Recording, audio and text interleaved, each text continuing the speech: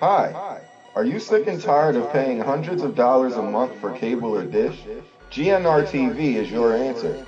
These guys have an incredible 100% legal product that is a cord cutter's dream. For as low as $25 a month, you will get over 400 HD channels, including all major sports packages, pay per views, premium movies, and entertainment. To get started, all you need is a streaming device, such as an Amazon Fire Stick, internet, and a desire to save a ton of cash. No contracts, no credit checks, no hidden fees. I myself have been a subscriber, and I must say this service is amazing. To learn more, search GNR TV on Facebook or Instagram, and I will also be posting a link on my pages to check out on my podcast website. Lastly, for first-time subscribers, use promo code SIR30 to save $5 for your first month. GNR TV, streaming done right. Let's get slicing and dicing with Sir Sturdy horror fans. On this podcast, you will hear me and a guest do some movie reviews, random funny horror chats, and whatever else comes to mind. So tune in, kick back, relax, and always remember, I'll see you in your nightmares. Well, just Jason's mask.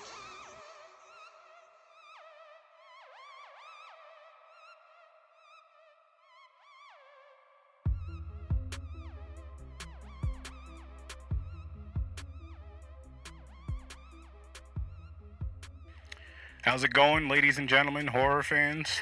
I'm back, Horror with Sir Sturdy. I have my guest, Dave. How you doing? How you doing, Aaron? Thanks for having me. I'm doing pretty good, man. Thank you. So the movie we're gonna be reviewing today is The Evil Down the Street, and it was I enjoyed it. It's the second time watch today. I actually just got finished watching it before we started recording. And how did you feel about this?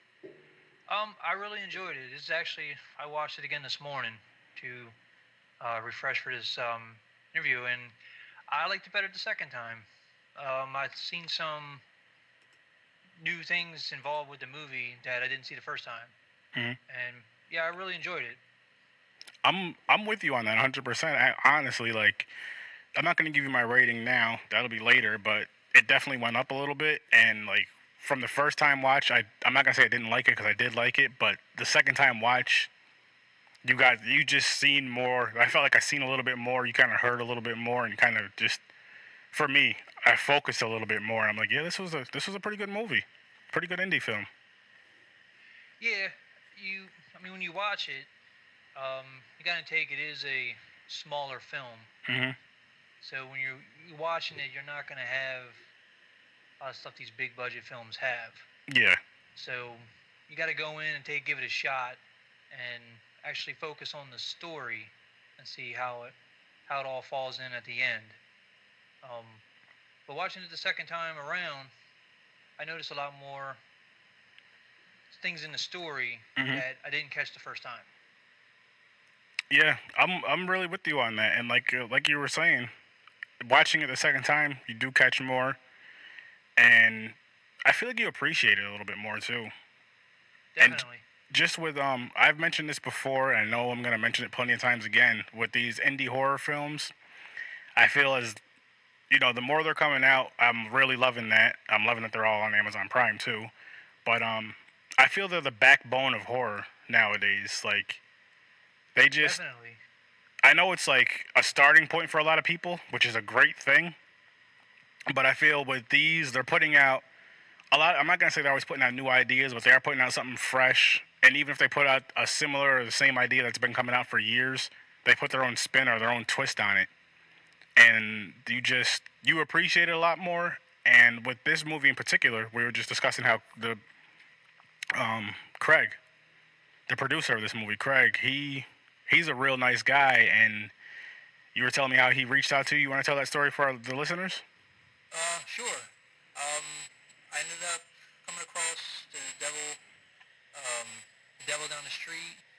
Came up with my Amazon Prime. I read the synopsis to it and intrigued me, so I watched it.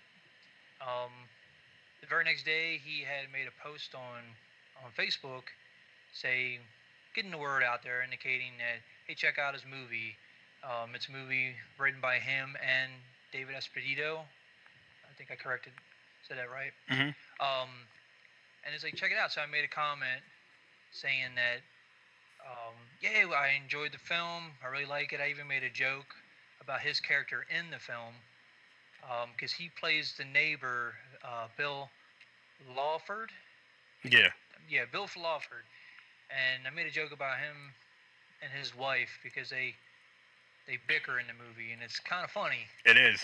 And I told him, I was like, yeah, you actually portray the typical husband-wife scenario. You know, you always have one, either yourself or your wife, one of you two, they talk too much, and you always give the conversation, and there's always that bickering back and forth. It's funny So, you say that. I didn't mean to. um, I didn't mean to cut you off with that. But just before I forget, it's funny you say that because with this second time watch, my wife actually sat down and watched the movie with me. And when that part comes up, she was like, "That's kind of like me and you." She's like, "I either yeah, talk too much or not enough." And I was like, that's "Yeah." definitely my wife, except it's me talking too much. 'Cause we, because like there's many times she will go to a family function or Hmm. mainly a work function with her. She'll say, "Hey, Ari, just can you not say something because you're just gonna make trouble and then I'm gonna have to clean it up." Like, Oops. I don't. So I'll be quiet. I won't talk. Yep. Yep. So and he reached out. He sent me a message, a friend request, and next thing you know, he thanked me personally for actually sitting down and watching his movie Hmm. and actually um, you don't get that most time from actual writers and directors of certain films. I agree. So it makes it more special when you watch a film and somebody actually that made the film reaches out. I agree with you on So that. I makes you feel kind of good. It's like, hey, you actually care. Yes, I agree. And like he pretty much same thing. Oh, we were talking about Lance, great guy. Had him on the podcast a couple of weeks ago, and he actually referred this movie to me. Recommended me this movie. He told me about Craig. He told me about Dave Esposito. Did I say that right?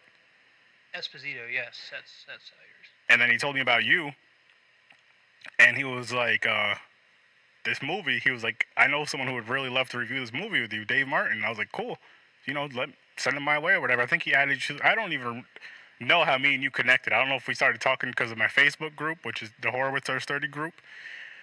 Yeah, it's Lance. But Lance, he's he recommended you as well. yep, he's real good at that, recommending movies and all that. So big shout out Yes. to Lance. And like he was right.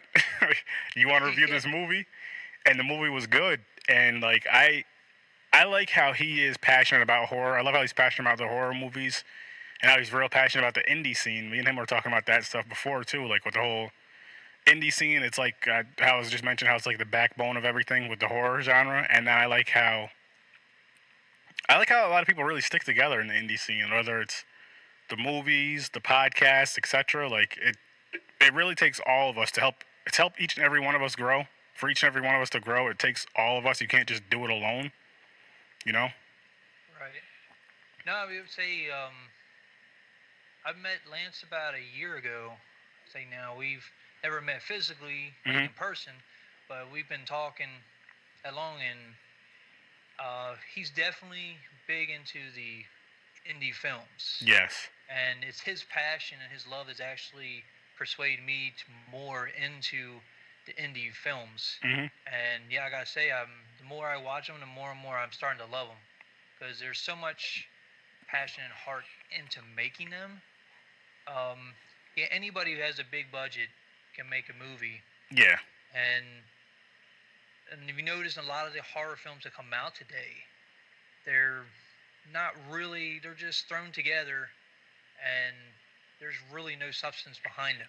They're just like, hey, let's make another sequel to this horror franchise, and let's just get it out there and see if we can make some money from it. Hmm. So um, when I was talking to Craig, I even mentioned it to him, and he told me many times. He's like, yeah, you don't understand how hard it is to make a smaller film like this. And when you're making a small indie film, these people put in their own personal money, their own personal time and effort, and taking that little extra care to actually make a great movie. Not just, hey, let's just throw it out there and see what we can get out of it. They want to put their time and effort into actually making a great film, So true. which is what when you watch a movie, that's what you want. Hmm. You want to. Anybody can put a movie on for 2 hours and let it let it be in the background, and you're watching it, and then think, all right, I'm just gonna watch it while I do this. But when you want to sit down and actually watch a film, you want to get lost into it. You You're want to right. watch it, and you want to see the story, and you want to think, man, that really got to me. That that the story, there's really something there, and it shows when you actually put the care and actually do it. I agree. And me personally, my favorite type of horror movies is slashers. As you can kind of see with my shirt, it's a Friday the 13th shirt with all of Jason's Great shirt. victims. Yeah. But I just told my wife earlier, like I'm starting to get more into the supernatural slash paranormal type of movies. Just from watching like films like this, the movie we just watched and we're about to discuss. And I'm starting to open up more to those movies. Not that I didn't like them, because I always liked them, but I'm starting to love them. I'll say that, because I love the slashers. I just love the in your face, brutal gore, all that crazy nonsense stuff, whatever you want to call it. But this movie was like the complete opposite of that. The complete opposite of that. Yeah. Because there's no blood. No. Um, it's all about suspense. Yeah. And with And with go ahead. with this too, like I've watched like supernatural type, paranormal type movies. This was calmer than a lot of the other ones too, which wasn't a bad thing. I feel with this movie, I think it was a really good movie. Don't get me wrong, but I feel with this movie, like say if somebody's just starting out in the horror and they kind of want to start with say the paranormal, supernatural, this would be the right gear to go because it's not too over the top scary to where somebody's going to be freaked out over the movie. If it's, you know what I mean? Like I said, if they're just starting out, or if you're watching horror because you love horror, that's another topic though. But I think this is one of those movies where it's like, hey, you know what? I don't know if you have kids or not, but say you got kids. Yeah, I got 2 daughters. They're not big into horror. Okay. Well, I mean, They laugh at me because I watch it. if they wanted to get into it, and say, I don't know, say 10, 12 years old or whatever. I started around like 5 or 6, but we grew up in different times. Yeah, my kids are 9 and 10. Okay. I got into it when I was young, and been to it ever since. My mother actually got me into them because she watches horror, and the first horror movie I ever watched was Halloween. Nice. First Halloween, and just the start of it with the music and just the look of the the mask, and the music alone is what sells that movie. Hmm. And you hear it just from the very beginning during the opening credits. It scares the hell out of you. I love it. And John Carpenter's score is just phenomenal. And um, I ended up watching that one Halloween night, and like I say, it scared the hell out of me. Okay. I was too scared to go to bed, but the adrenaline I had, I was scared to go to sleep, but I loved every minute of it. Yes. Yes. You know what I'm saying? It's like, and it just grew from there. And I think it was Evil Dead, the first um, Evil Dead movie with Bruce Campbell. Hmm. The scene with the girl when his girlfriend was floating through the door and laughing like, and her face was all made like a clown.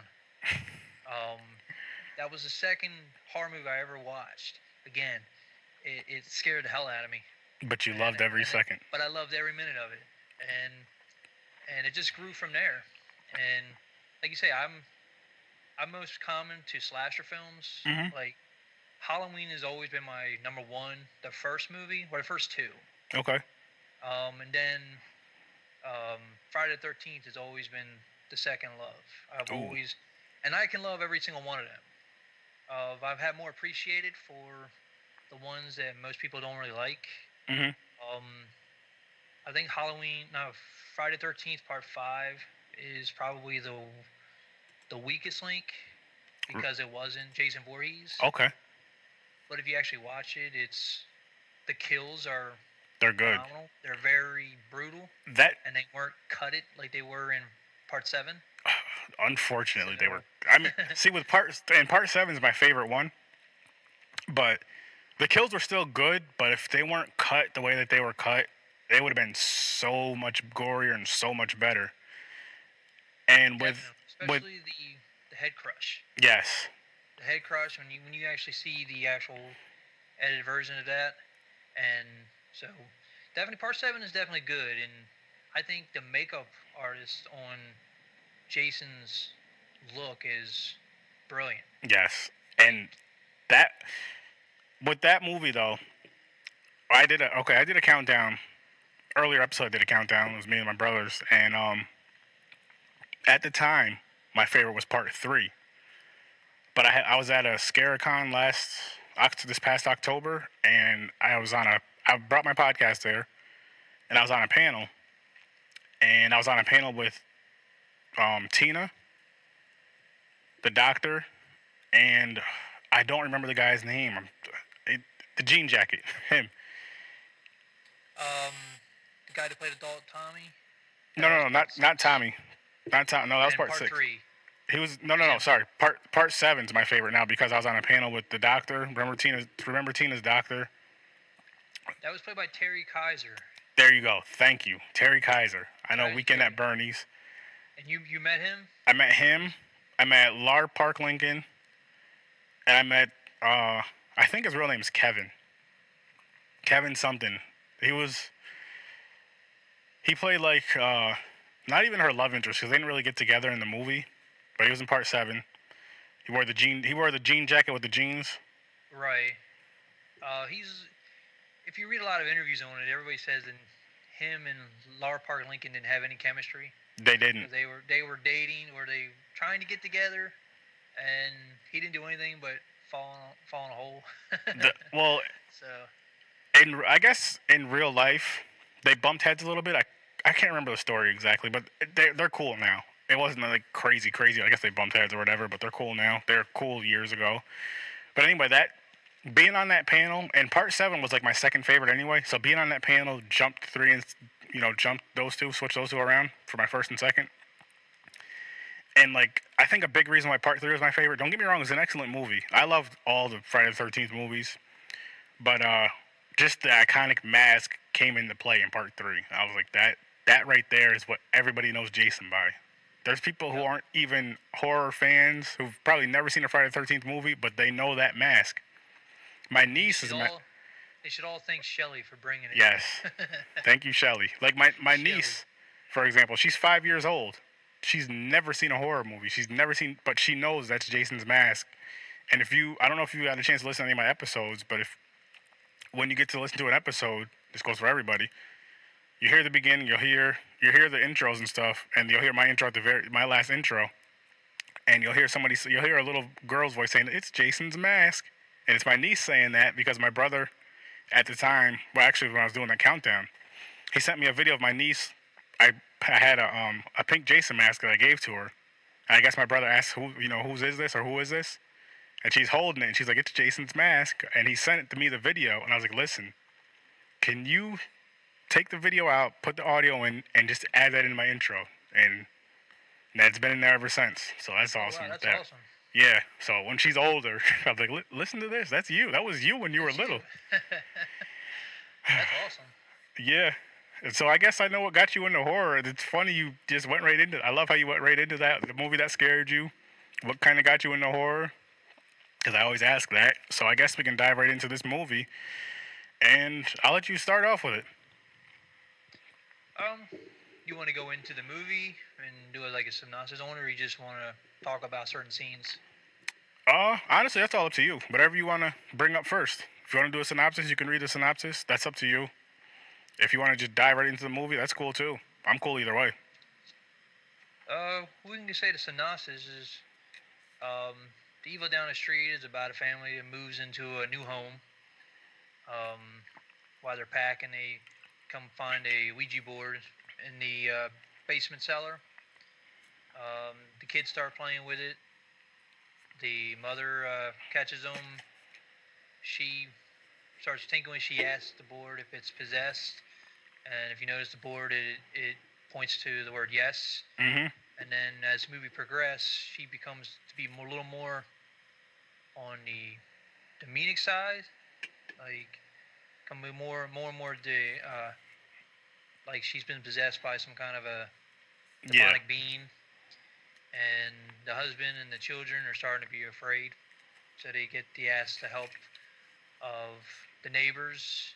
The neighbors recommend the town priest, which is Father Bob, come by and bless the house. Mhm. And he realizes he has a possessed being in his house, and he has to take care of it. Yep. I mean, we can start off. I'll say that I really liked Elaine Gerard as the mother and wife.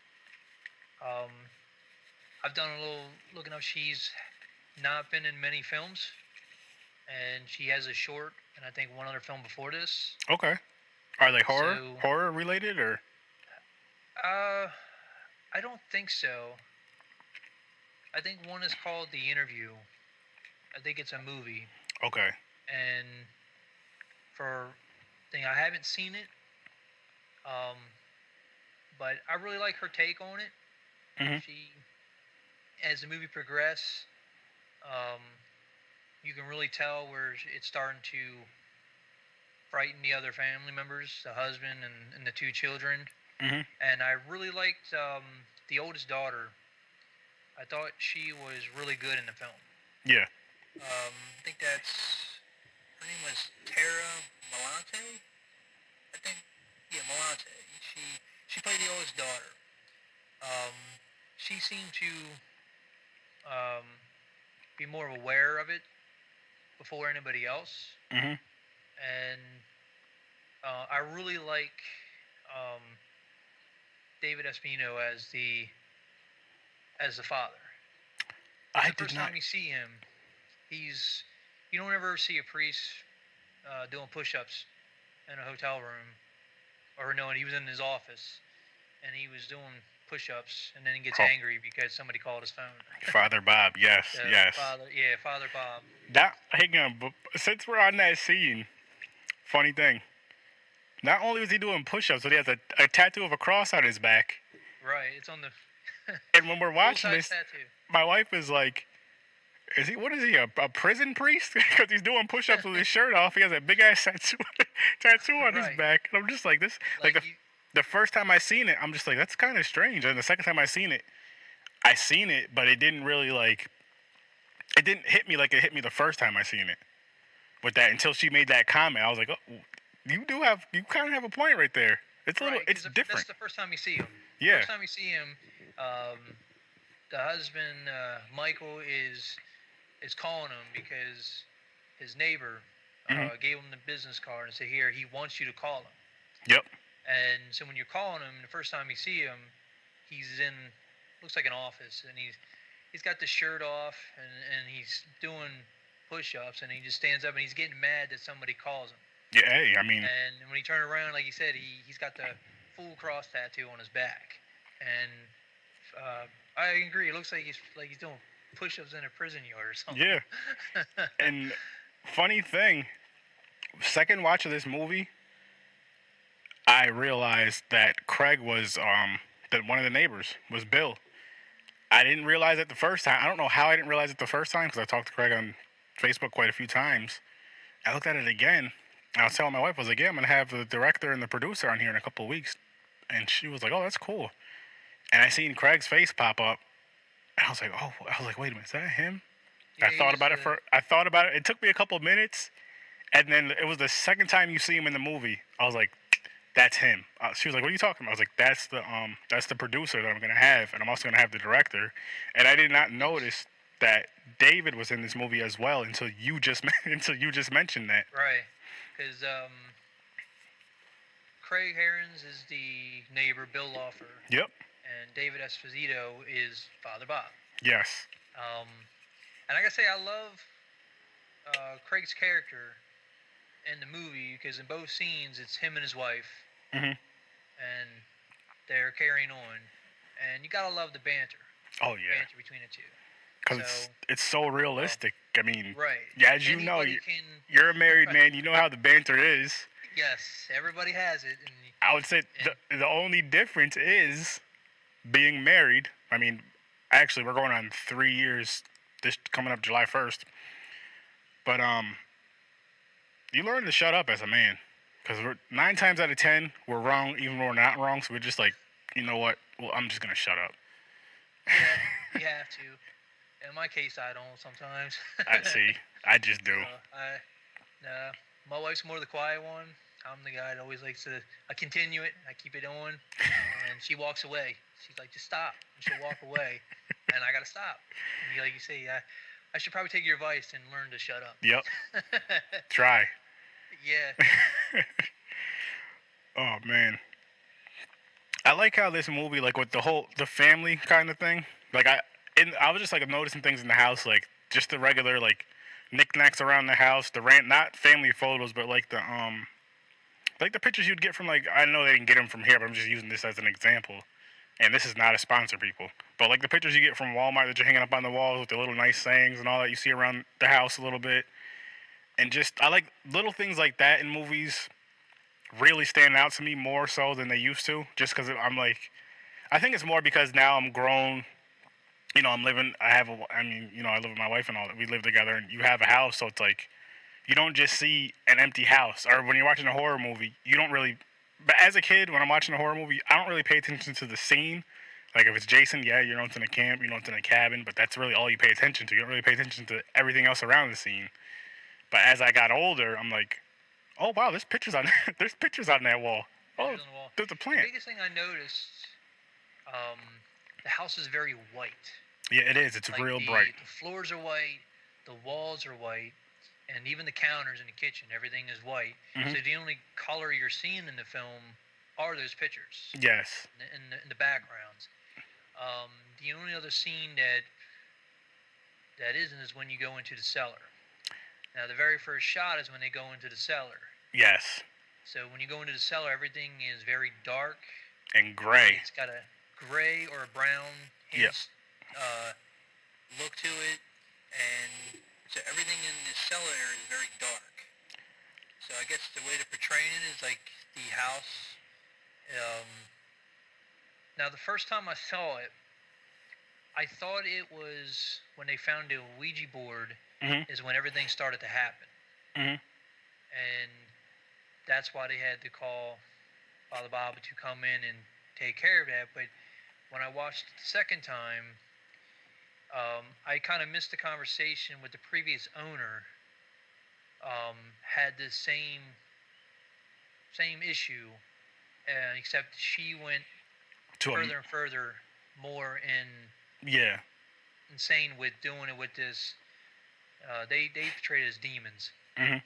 Um, so that's why he had um, the neighbor give him the card. He's like, look, when they move into the house, I need to come and bless the house because he knew what they were going to go, what they were in for when they moved in. Hmm. I didn't catch that the first time watching it, so when I rewatched it the second time, I noticed that, and that's where the neighbors were telling the husband Michael, hey, like, what is it? Craig's wife, I think it Oh. was Penny, and she kept talking, and like the first time they met, she was just went right into about the previous owner and what happened to her, and I think they said the husband had passed away or he had died, and she just went further and further um, insane, Hmm. and she got committed, so that's why they got the house. Now I thought it'd been kind of strange them just finding a container in the cellar with a Ouija board in it, and nobody just not throwing it away. I was thinking Like that just not same throwing thing. it away.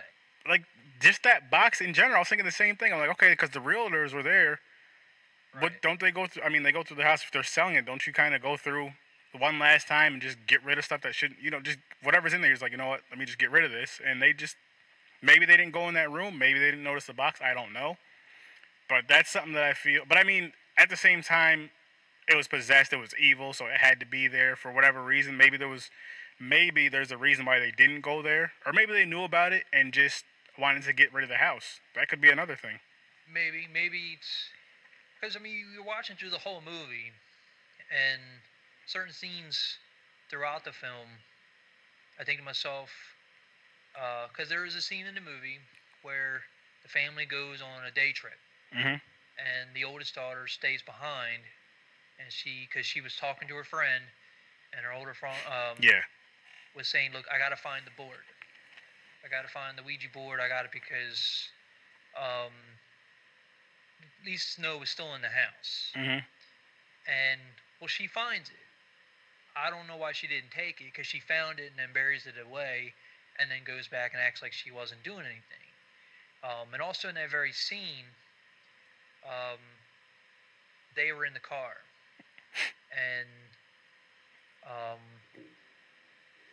the mother, her name was Katie. Yep, Katie. She notices that something wasn't right at the house and wants to go home. Yeah, because she So was. she uses the excuse, I need to get my phone. I want my phone. Yes. And I need the excuse, and of course Michael, he's just driving, he's like, I'm ignoring her because we need this day to get out, we need to get away from all these issues that's going on, and to the point where she actually grabs the wheel and screams in his face in like this demonic voice, Yeah, I need my phone. I And need my phone. He's like, okay. And he's like, okay, let's go home. And she knew the daughter was going through the stuff. Mhm.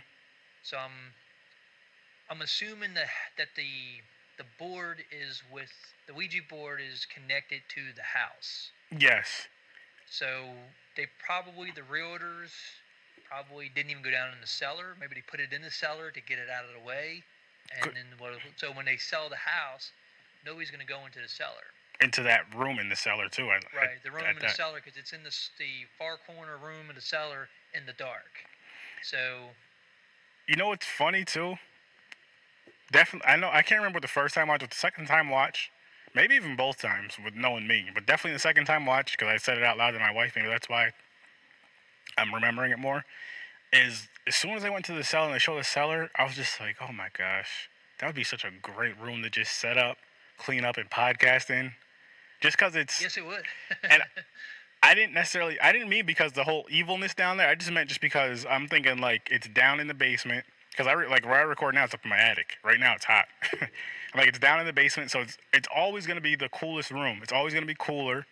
You're not getting a lot of sunlight. You're not getting a lot of heat. You got the cement walls. You know, it's kind of cool down there. I was like, as long as it doesn't get wet down there, if it's nice and dry, perfect spot. It's like a perfect little man cave spot. Beautiful. Yeah, I would love it for a man cave. I would use it for a movie room where I can get my surround sound and I can blare it as loud as I want. Yeah. I don't have to hear any complaining. Hey, turn it down. Yep. The kids are trying to sleep. A little bit of both. That's all around the best spot to be. Yeah. To Just do whatever. podcast or watching the films. Like I said, you know, you could actually do a little bit because the podcast, it just my laptop, my mixer, my mics. So I can have both. I got a TV over here, so you know. Do it all. It would work out and just soundproof it. That way, there's no sound coming in or going out. Boom. And that was the funny though, because I was like, that was the first thing I thought of was freaking podcasting, and like, I'm at the point now, because I'm watching horror a lot more and doing this podcast where everywhere I go, I'm either thinking of this will be a cool spot to record, or this area would be a cool horror movie. Like, just about 1 second. About 2 or 3 weeks ago, maybe 4, I did a podcast on my friend's podcast called Stories from a Bar, and we were recording at this brewery, and we got a little tour from the brewery. You know, in the brewery, seeing where all the stuff was made, the beer and all that. And when they brought us to this one part, it looked like a little science lab. First thing I'm just thinking like, oh my goodness, this would be such an awesome horror movie in a brewery. That would be amazing.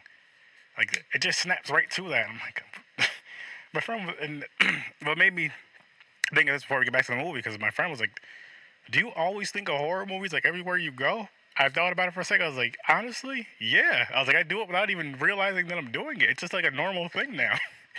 Like it would be a Yeah, cool. there's a lot of guys I work with. Mhm. They they have the impression that that I am like Michael Myers or like some kind of a serial killer. And I was like, why? He's like, because I have a walk. Because I kind of walk slow at work, but I'm always right behind you. It doesn't matter how you could be further ahead, Mhm. and they turn around, I'm there, and 2 seconds later, I'm right directly behind them. And they all laugh about it.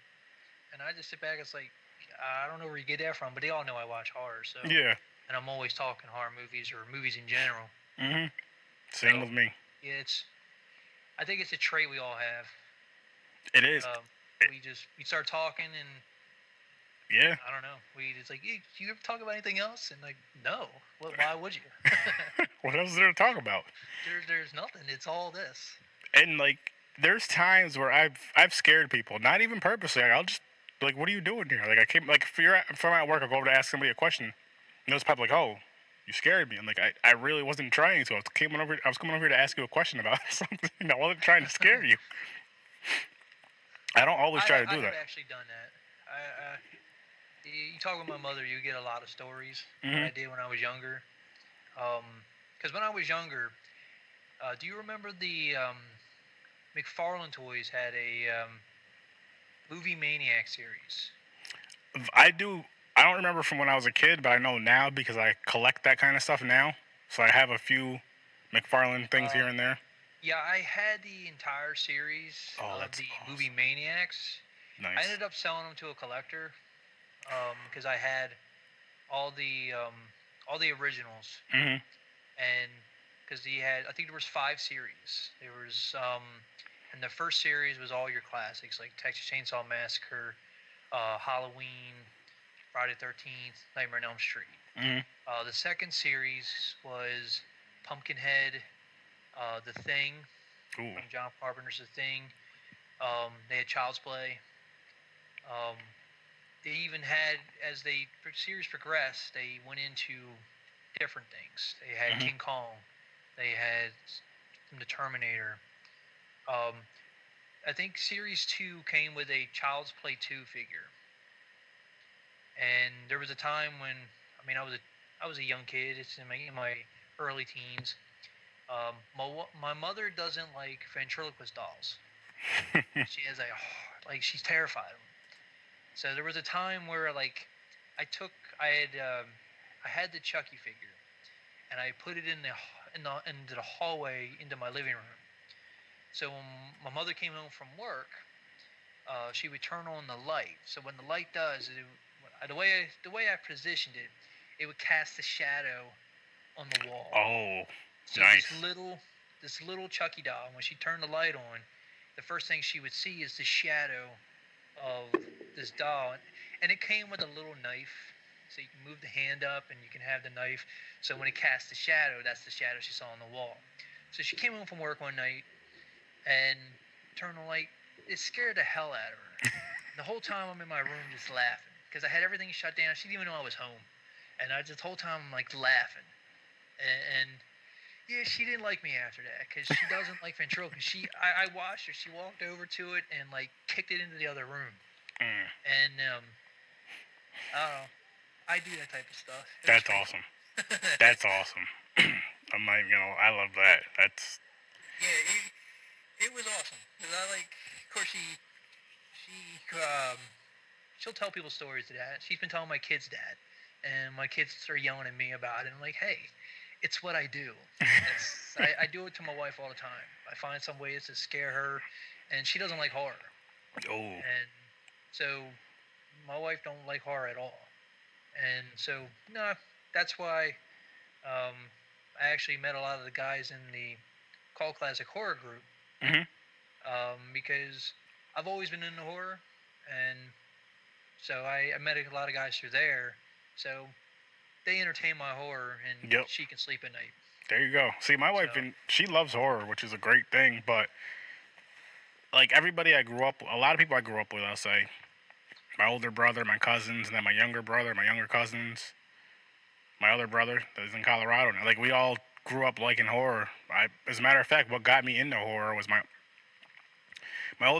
older brother and a few of my older cousins.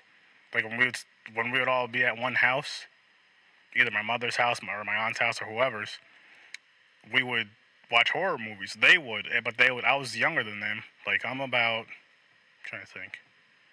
I'm about 7 years younger than them. Younger than the youngest one of them, I should say. So they would let me watch them with them all the time, and it would scare the crap out of me. Like it would scare me to the point where I would have to ask them to walk me to the bathroom to use the bathroom, and then walk me to the bathroom, stay outside the bathroom till I'm done, and then walk me back to. But I'd always go back and watch the movies with them, and it got to the point like where I am now, as far as doing the horror podcast, as you can see. I'm into horror more than they are, as far as my older cousins, my older brother. I'm into it more than they are now. And I'm just like, that's kind of awesome. And it's such a fun genre.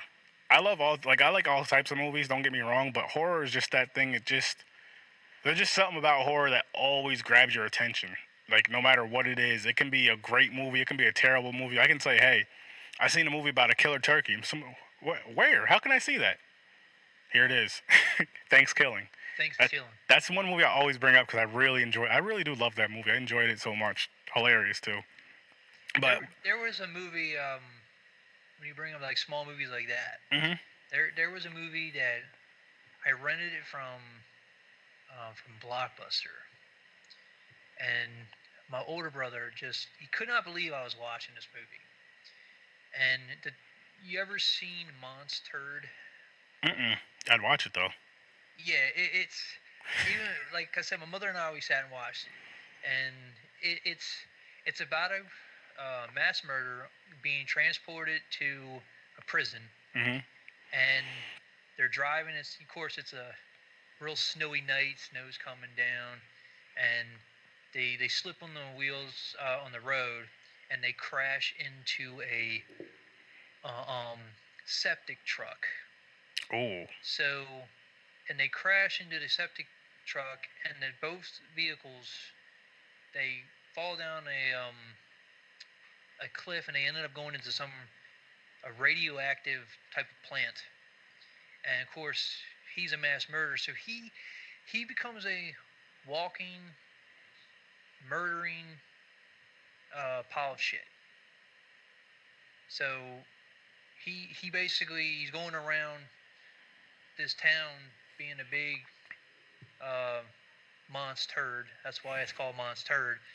And one of those really corny films. Yeah. Like whoever thought, hey, let's make a movie about walking poo, and and let's have it kill him. Let's have him kill Oh, people. man. See, that's intriguing to me. Like I would really So watch that movie. right, I gotta find it. and it's um and how they stop him is hilarious. Uh, I'd rather you go and you check it out, so I don't ruin it for you because it's one of the best things on how that they stop this murdering piece of crap. So like I said, my brother, he's like, how do you watch that stuff? I was like, why wouldn't you watch it? You can sit down and watch it. It is so stupid, Mhm. but it's good. Same with like the Jack Frost films. Oh yeah. The Mutant Killer Snowman. Yeah. It's pretty much the same premise as that, except Dude. he's a poo. he's shit. So That's hilarious. I would definitely watch something like that. Definitely. Oh my gosh. it's an older film. I'm gonna look for that. Yeah. This. So Oh, go ahead. there. So what was one of your best scenes from The Evil Down the Street? Like, One of my favorite scenes. Hmm. Oh, that's a good question. You want to answer that one first while I think of one? Cause yeah. Um, I have two good scenes. Um, would have to be both times when um the husband Michael finds Katie in the cellar, and the first time is when she's just sitting there in the shadows, Mhm. and he's asking her what she's doing, and she's actually playing with the Ouija board, and he's sitting there. He walks down, and she's wearing the negligee, Yes, that was one of and mine too. With the red light um, on, red lights yeah, and the she's got the red candles. light on, and the whole room is kind of dark, but you can only see half of her, Mhm. and I thought that was a good shot where it's kind of um, her sitting there and she's playing with the board, and he's asking her like, "What are you doing?" And she's like, "Well, let's play with this. Let's we're gonna have so much fun." And then a normal person would say, "Let's just get this thing out of my house." Yeah. And she's like, and then she gets, of course, um, she starts um, putting advances on him, and he's like, he wraps her up and he takes her upstairs. Mhm. Like that scene was kind of, that was a good scene. The other scene would have to be after the dinner party when he Mhm. has when Father Bob goes to the dinner party. Um, that scene was really it was another really good scene because they're all eating dinner and everybody's thing, and all of a sudden you can tell that when Father Bob walks in, he's only there for one reason, and he he's going around. He's like, "Hey, I want to invite you to church," and then she immediately goes to the attack, like, Yep. "Get out of my house! Get out of my house!" She's like, "I don't even want you here." So, but she starts.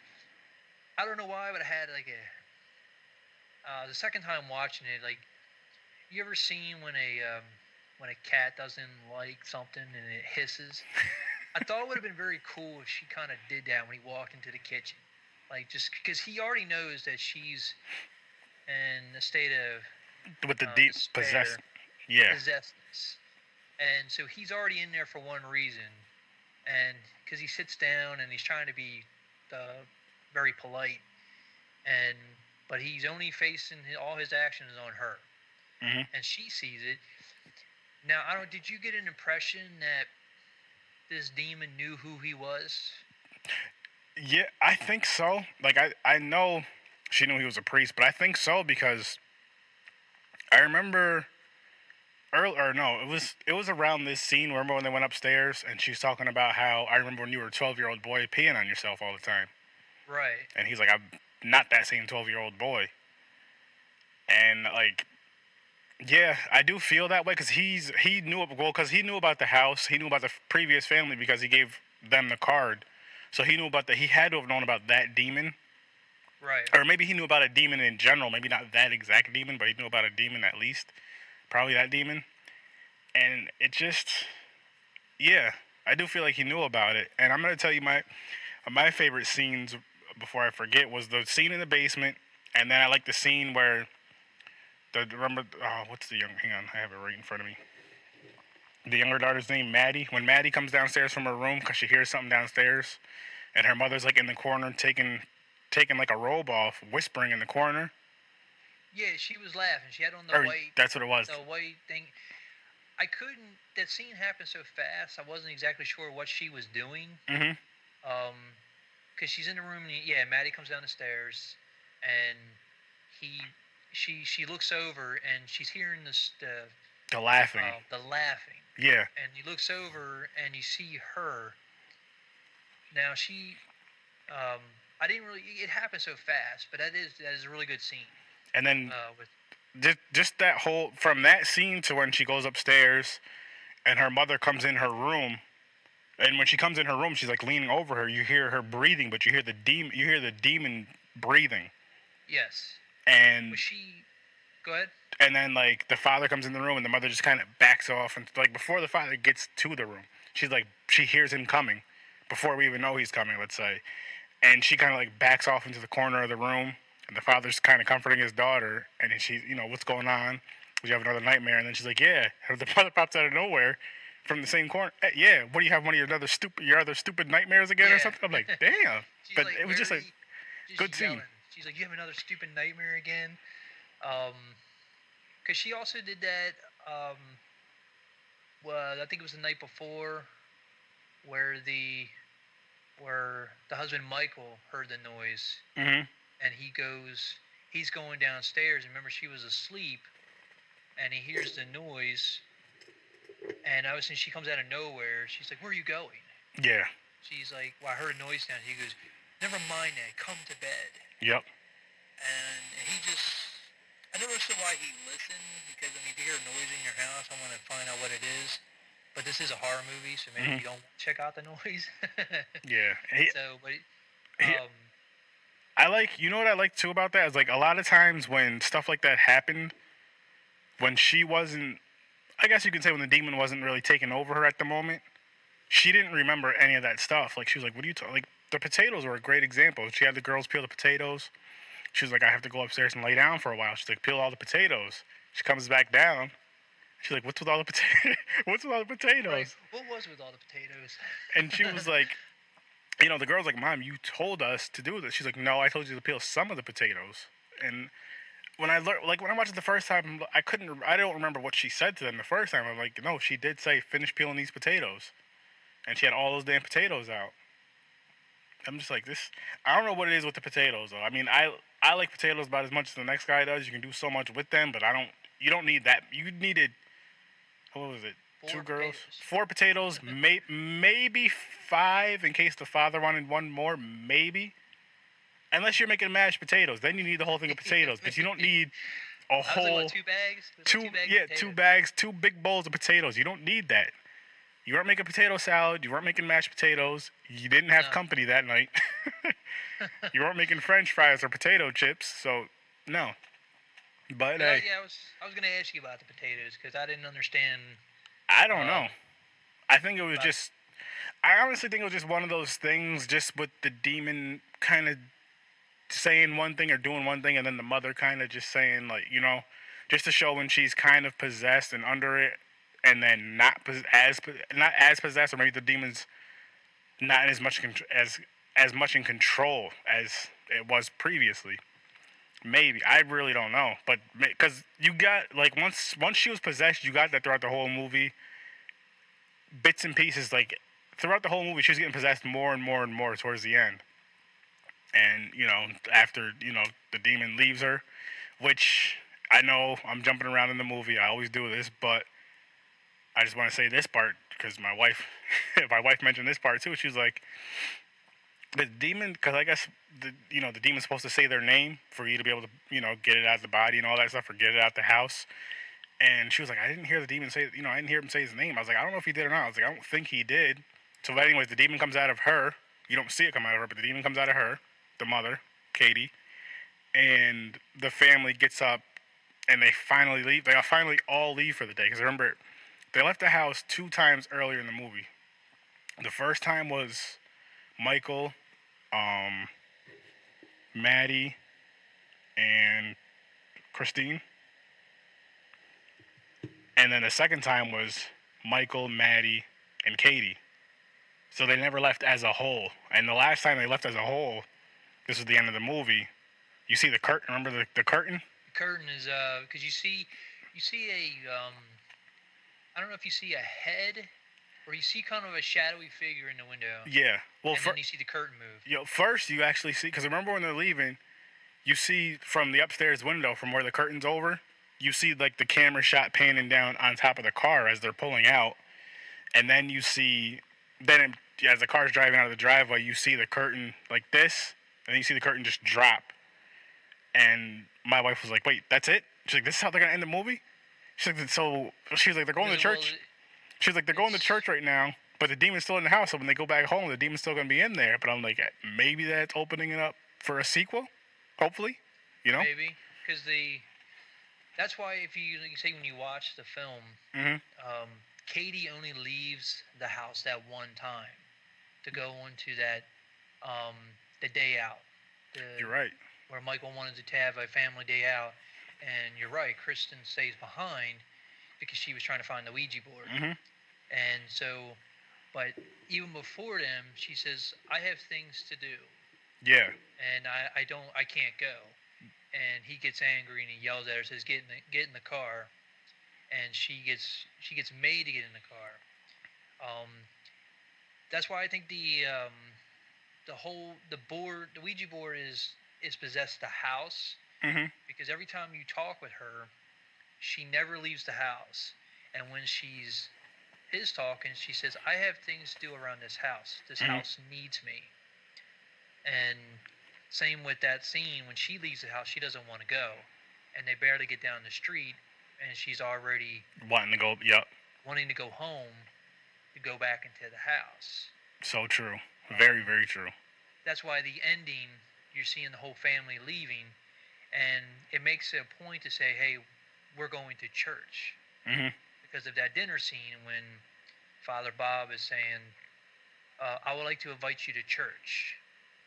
So, and she's like, "Well, I got things to do around here," and he's trying to get out what it is she has to do.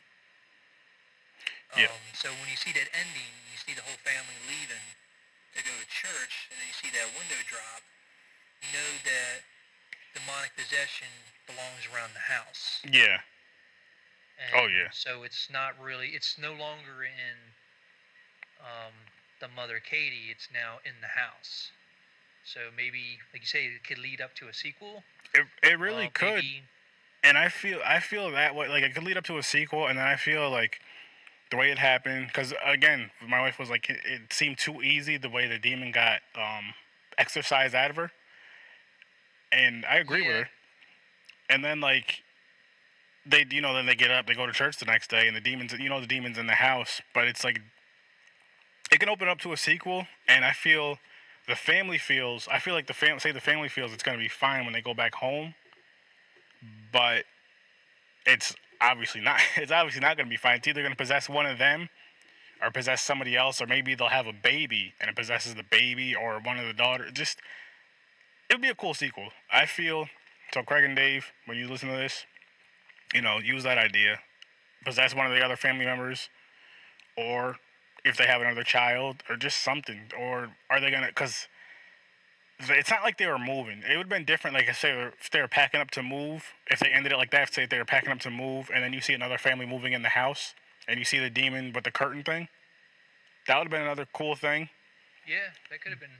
But Um, I think we're talking with Craig, and he's made a comment. This movie is based on true events, yeah, and it's true to. I think it's from a family that lived in his neighborhood. They're close friends of his, okay, so it's like a small. If I remember, I think it's like a small private little like a little town or town or somewhere they're from, and they're based on true these true events. So I don't know if maybe the family stayed in the house, yeah, but that's a good that question. does really could open up to a sequel. Is the fact maybe it goes maybe a year later, or and you see a new family moving into the house, and you see Mhm, the curtain drop, and you're thinking, well, the demon is still there. mhm, Because you're right, when you watch the end, um, and he's doing, Father Bob's doing um, I guess it's an exorcism. yeah, kind of, Um, yeah, it does happen so fast, and so you're watching, and he's really um, putting in these the spells, or the the prayer that he's given over her, and he sees what he do. You see what he does. Um, she it does. It happens so fast. The next thing you know, she's crying, and everything is fine. Everything is safe, and he's telling her everything is good. So, um, and without the budget restraints, uh, could have been could have shown more. But I yeah, guess um, they always say would the less you see, the more you don't the more you know. mhm, Because you can do a lot with just um, small visuals, yeah. You can, instead of always showing you every little thing. you can. So, I mean, the ending, like I say, it happens so fast, and like you say, your wife was saying, if you blink, you can miss it. Mhm, So that's why it's one of those movies you have to like. When I started watching the first time I watched it, Like I didn't know anything about it. Didn't even see a trailer or anything. I read the synopsis on it, so I watched it. And I was intrigued from the very beginning, and I just focused on what was going on because every scene um, grows more and more, and it's all about that um, suspension. Yeah. You want the suspense and what's being thrown at you. Um, it's the same with a. You posted that picture the other day on the Jaws, Okay. the Jaws picture with they're gonna rebuild the shark. Yeah, where they restored it. They're gonna restore it, and if you've seen interviews with Steven Spielberg on the set of Jaws, um, they could never get the shark to work. So No. that's where they came up with the three barrels. Mhm. Where you see in the Jaws is like, well, let's film the barrels because then we can get the shark when we need to see the shark, and that's what makes that movie so terrifying. I mean, you've seen shark movies Yeah. since then, and it still doesn't hold up to that original Jaws Not even close. because you're always seeing the shark, and you're always seeing, and everybody sees when you get to Jaws 4 and you see the ridiculous mechanical shark in the water. It's like this is what Spielberg didn't want you to see. Mhm. He kept having problems with the shark, so he came up with the idea of, so let's show the fin and the three barrels, and let's follow the barrels until we get to the climax, and then we see the shark. Which works. Which works, and it makes the tension building up until that final shot, and then we see the shark, and him taking like him throwing the meat into the water, and that shark comes up out of the water, and you're like, it scares the hell out of you. Mhm. So the same thing with when here, uh, in this movie, each scene, it's building the tension.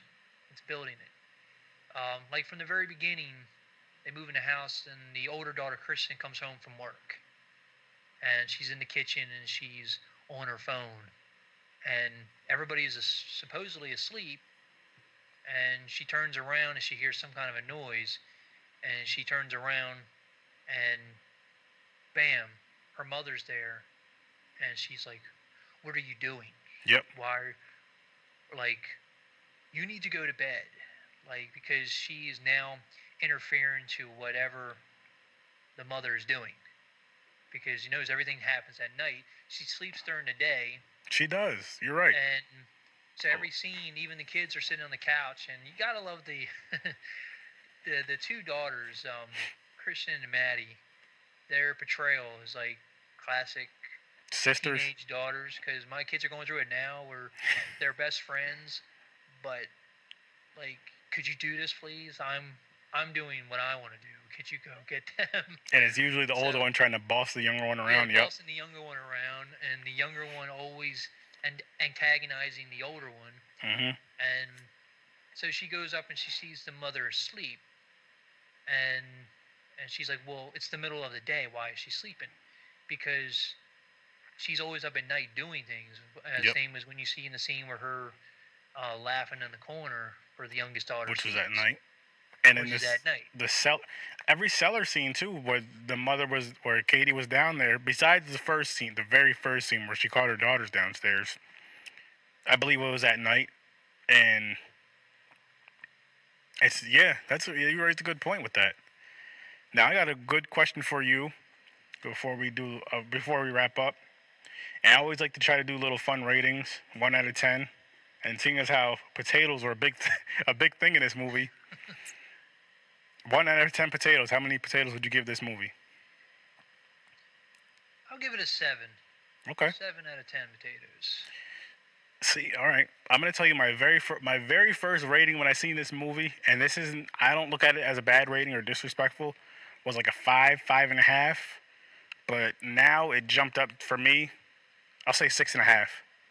6.5. 6.5, yeah. And it was just like I just really both times I sat down and paid attention to the movie. But like I said, with anything, I guess you can say with anything though, listening to something, watching something, reading something, with that second look, listen or watch, you catch more. You caught what you missed the first time. Even if you don't remember what you missed the first time, you still catch more.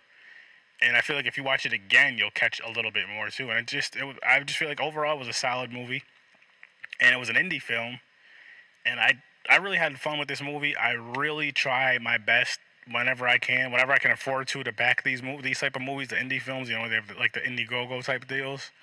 I always try to do whenever I can afford it. I'm not gonna say I do it for every single one, but whenever I can afford it, I try to throw $25. You know, whatever the Blu-ray price is, which is around $25-$30. So when the Blu-ray comes out, I get that, and I always try to whenever I can. I'll indie.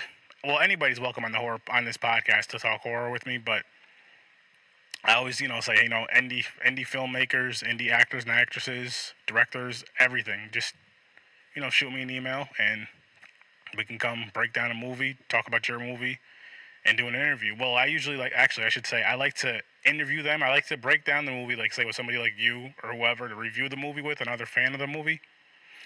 And I like to do the interview with them to kind of see, what their ideas were, what made them make this movie, this, that, and the third, and just, it's fun.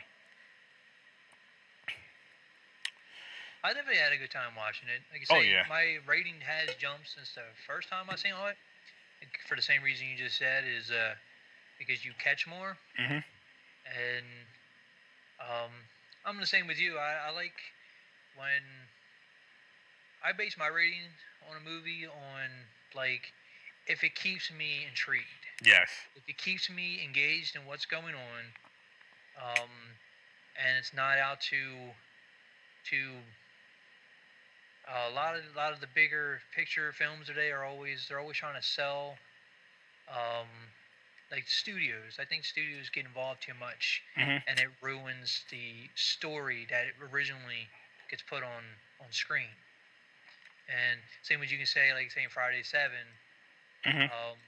the studio wouldn't back the kills, so they cut them, and now we still have a great movie, Yeah.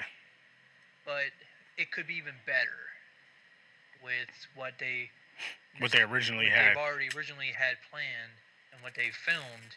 I mean, if you're making a rated R film, let's go rated R and let's actually show Yeah. the kill, especially a slasher. I agree. The same with this film. Um, First time watching it, it's like you got to take the being an indie film.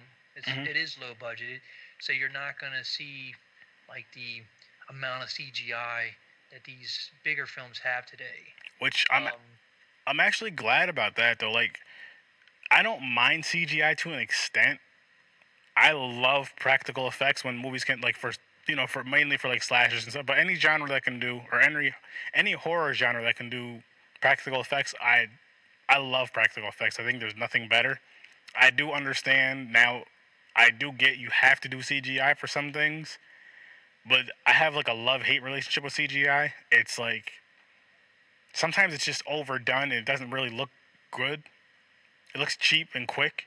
Other times yes, there's times where it looks amazing. Though, not even gonna lie. Sometimes CGI does look amazing, but there's yes, still nothing better than the practical special effects.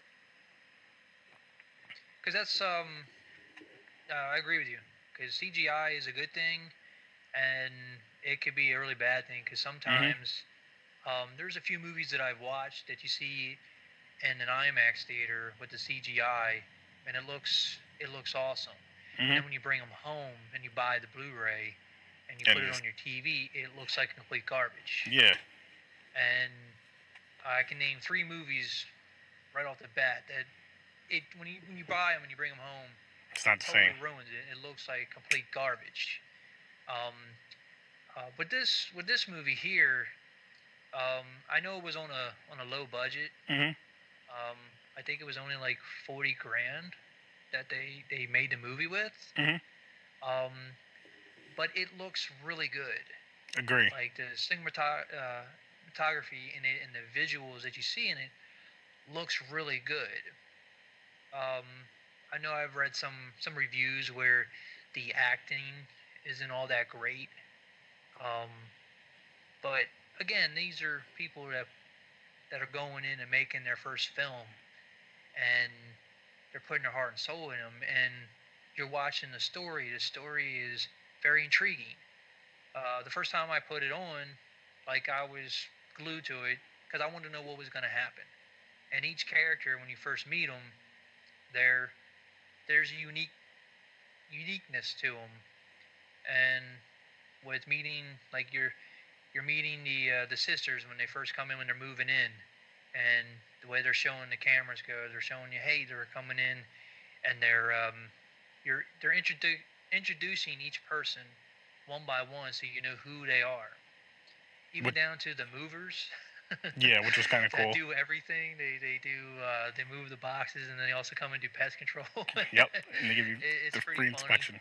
It's Um, I I mean I get it though. Like with the I'll say with the movers, why they had them be movers and they came and did pest inspections just because it's cheaper to have somebody play the same character but doing two different jobs or two different roles than it is to have, yes, I understand that. which I get, and it didn't bother me because it's not far fetched either. There's a lot of people No, in real life that have multiple jobs or multiple skills, and it's like, why not throw it in here?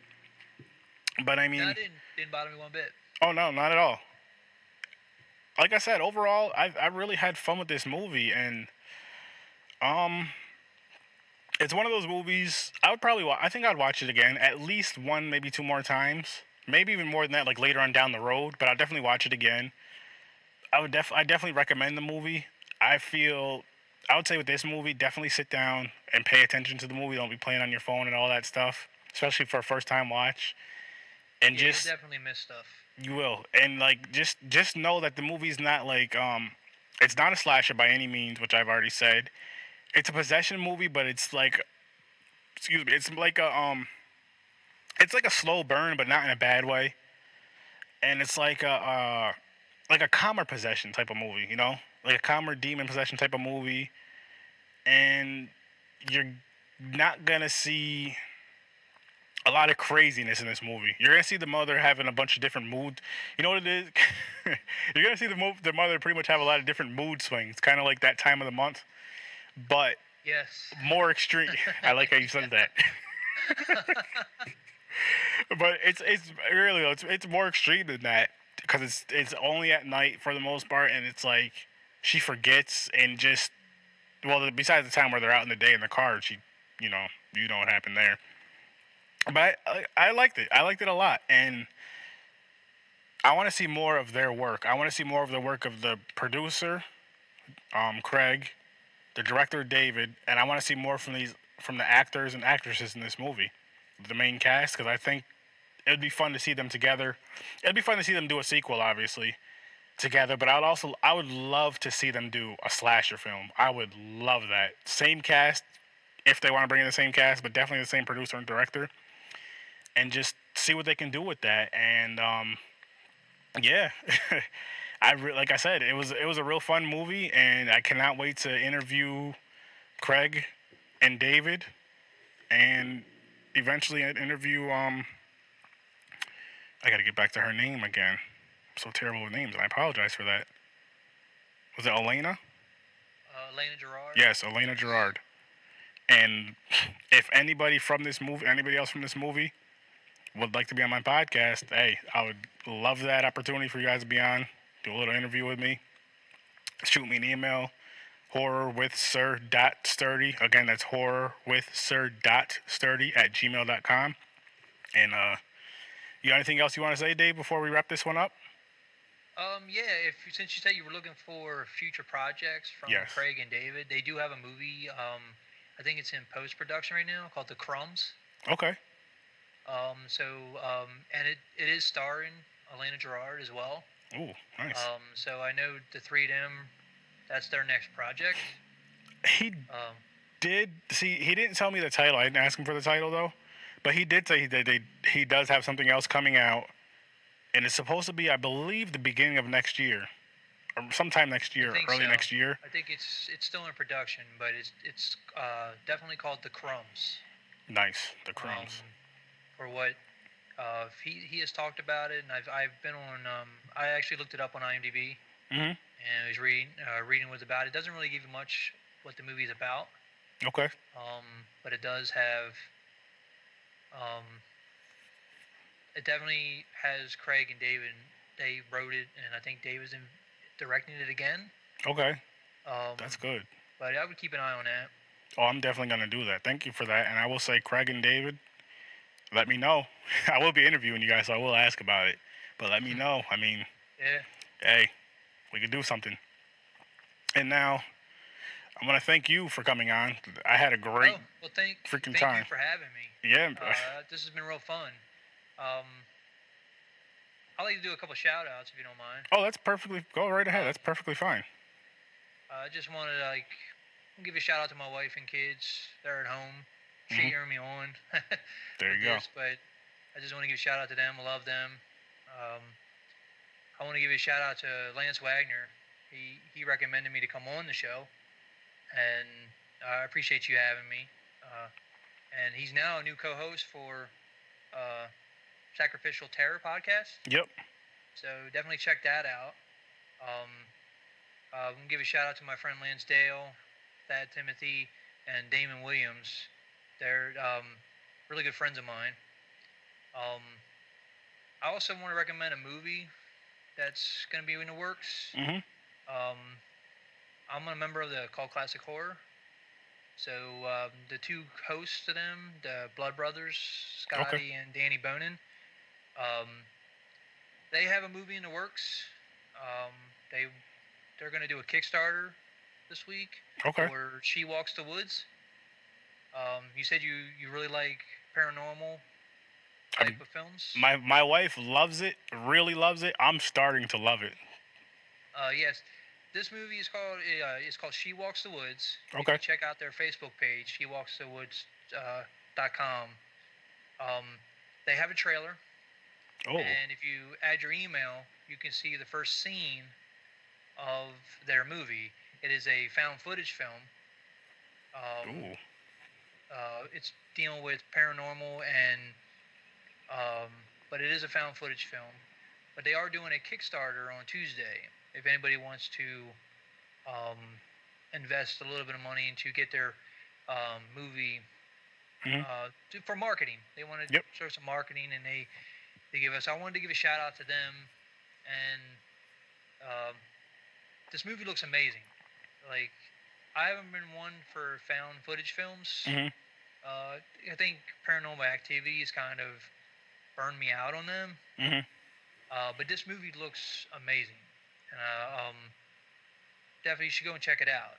Oh, I will. So I wanted to just give a shout out to them Oh, and that's cool. As everybody that you just mentioned, I would say send them if they're interested in being on the podcast. Send them my way. I'd love okay. to have them on. But I mean, I really appreciate you having me on. This has been real fun. Listen, man. This won't. I'll tell you this. This won't be the last time you're on this podcast. I try to get. Oh, thank you. I try to get people who are like just. I love talking with other horror fans. At the end of the day, it's just fun to just sit down and just shoot the shit for an hour, hour and a half, or however long it is, talking horror, talking the movies, reviewing the movies, and it's a fun time. And Yeah, I've had a lot of fun. This has been great. I love talking movies. Anybody always tells me, "Hey, you want to talk some movies?" Like, hey, I always talk movies. yeah, and hey, thank you for coming on. It was cool. I'm glad you came on. Thank And you. I appreciate it. you're welcome, man.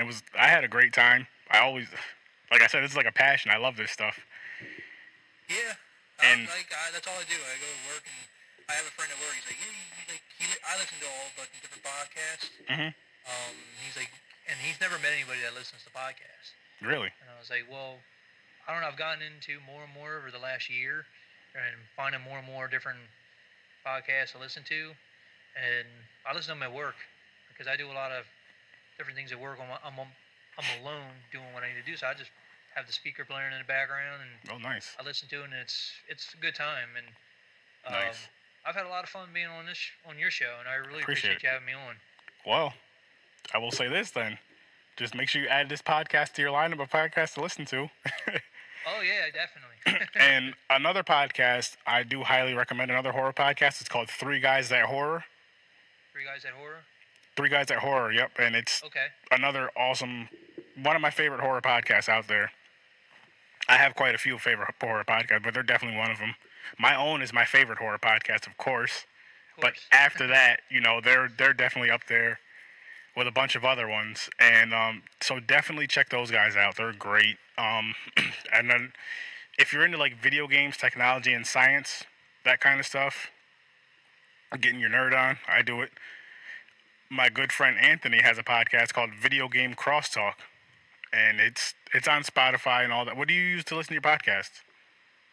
I usually use Podbean, or Okay. I have an app that just says podcast on it. He's on. Um, He's on both of those. He's on Podbean because he told me about Podbean, so he's on Podbean. His Okay. again, so three guys at horror actually. They're on Podbean now too. So three guys at horror, video game crosstalk, and then the one I was telling you about earlier, stories from the bar. That's another fun, funny podcast. He's also on Podbean. My friend Chris. So shout out to all those guys. Shout out to all those podcasts.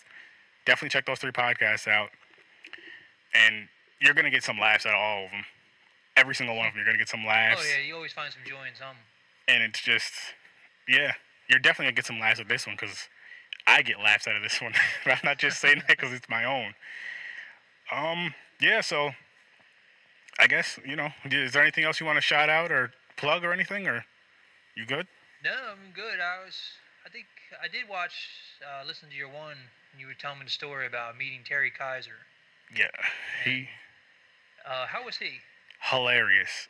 Was he? He's so freaking awesome. And the funny thing is like I told him to his face. I told him because I actually when we were on the panel, I recorded it and put it out as an episode. I don't know if I said it on the panel, but I know I told him to his face. I was like, in the movie, I didn't like you, but I was like, here, you're freaking awesome. I was like, you're so nice. Like we were just joking around, talking through the whole weekend, and I have pictures with the cast that was there. I have a picture of it's like me, them, a good friend of mine named Matt, and my brother Rob, because they helped me on the panel with that. So they were up in the picture with me, and then when I got their autographs, took pictures with them and all that.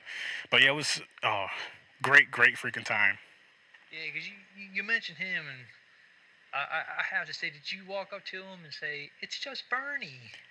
Funny thing you say that. I've never seen those movies. You've never seen Weekend at Bernie's? I've never seen that movie. No, I know him from Friday. Right, I know him from Friday the 13th, Part 7. He's Dr. Cruz in yes, Friday Dr. Cruz. 7. But I'm actually going to watch. I don't know when. I'm gonna watch that movie, The Weekend at Bernie's, because I feel like I have to watch it because he's in it. You have to, because if I ever met him, I have to ask how he did that. Mm-hmm. Because I mean, he's playing a dead guy, and he's moving around, and he's always making funny faces. I mean, Weekend at Bernie's is one of the best '80s classics. Mm-hmm. And there is a sequel, Weekend at Bernie's 2. It's not as good as the first, but it's just enjoyable. Yeah. But man, gotta definitely check it out. I definitely will. But yeah, he was awesome, and I mean, so yeah, just again, check those three podcasts out: Three Guys at Horror, Stories from a Bar, Video Game Crosstalk, as I mentioned before, and Horror with Sir Sturdy, of course. Make sure you definitely check that one out. Yeah. And let's see. I'm trying to think of I'm on. I don't know if you're a gamer or not, but I'm on Twitch. My Twitch name is Horror with Sir Sturdy. YouTube, Horror with Sir Sturdy. You see the Facebook group and page I have. You can pretty much, this goes out to all of the listeners, Google Horror with Sir Sturdy and you'll find something of mine on there. I actually did an unboxing video earlier today for Fright Crate. So I'm going to actually, when I'm done recording this, I'm actually going to edit that video and put that up, post that on YouTube. What's Fright Crate? Fright Crate, it's like a box. It comes with like little horror things like well, this is the empty box right here. Well, you can't really see it because of my thingamabop. Hang on, let me turn this off for a second. If it'll let me. Let me change this background. You know what? I'll wrap this episode up and then I'll show you when we're done recording. Okay. I'll explain it some. But Fright Crate, it's pretty much a horror box. It comes with a shirt and a bunch of like little really cool trinkets and stuff. And it's once a month. It's not, this one's like first come first serve type of thing. But because it goes quick, it's a really good box. First time I got it, and like I said, I'll show you the box and all that stuff right once we're done recording. And again, to all the listeners, if you ever want to be on this podcast, if you have some ideas for this podcast, send me an email. It's horrorwithsir.sturdy. Again, that's horrorwithsir.sturdy@gmail.com. And again, thanks for all my subscribers. Thanks for listening. Please, on every network that I'm on, every platform that I'm on. Like, rate, review, subscribe, share. Again, like, rate, review, subscribe, share, all that good stuff on all those platforms because it does help me out. What that does is it helps, my podcast move up. More people will see it with all the likes, shares, and, reviews, and just, you know, come on the horror pages and say hello. Have some fun on the horror pages. Have some fun on the podcast. Dave, again, thank you so much for being on this episode with me. Thank you. I appreciate it. I've had fun. Me too. Great time. And as always, I'll see you in your